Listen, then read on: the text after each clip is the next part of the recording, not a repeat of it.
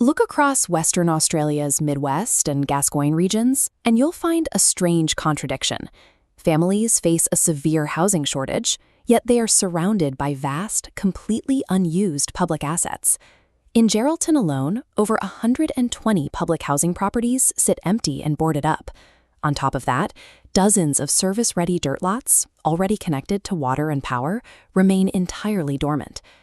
Building homes the traditional way in these remote areas has consistently hit three major roadblocks. The construction takes far too long, the upfront capital costs are astronomical, and securing local labor and materials is a logistical nightmare. But there is a hidden cost. This chart shows the long-term reality of traditional development. Every new public housing unit built saddles the state government with a sharply compounding, unfunded maintenance debt that stretches decades into the future. To actually solve the regional housing crisis without bankrupting the system, we have to stop relying on that broken development model. We need to reactivate the assets already sitting in the dirt.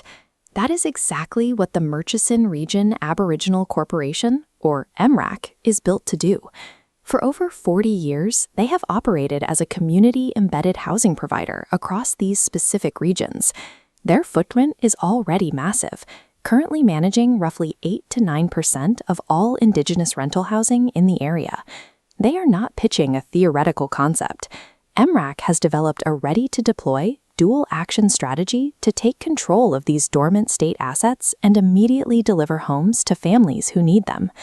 Initiative 1 focuses on the empty land.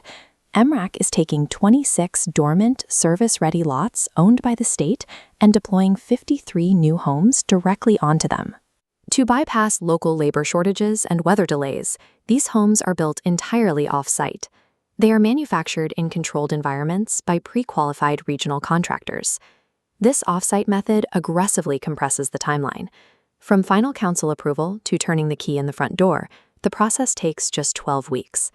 And they aren't dropping generic boxes onto these lots. The architecture features specific 2 to 4 bedroom layouts tailored for extended Aboriginal family living, directly addressing the chronic overcrowding in the region. Here is how they solve the long-term cost. This flowchart illustrates the financial mechanism.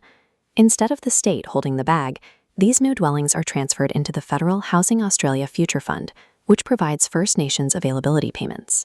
By securing 25 years of guaranteed federal maintenance revenue, this shift eliminates an estimated $931,000 in life cycle debt per dwelling from the state's books.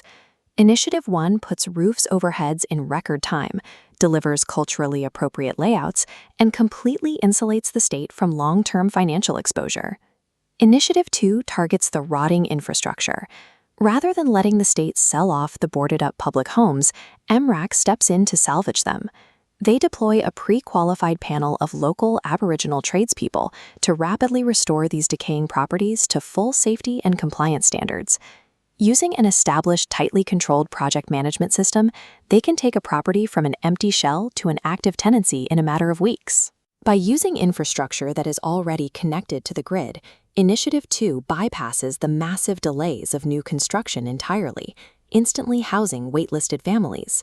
These physical housing outcomes are actually the foundation for a much larger goal, turning these construction projects into a self-sustaining regional economic engine.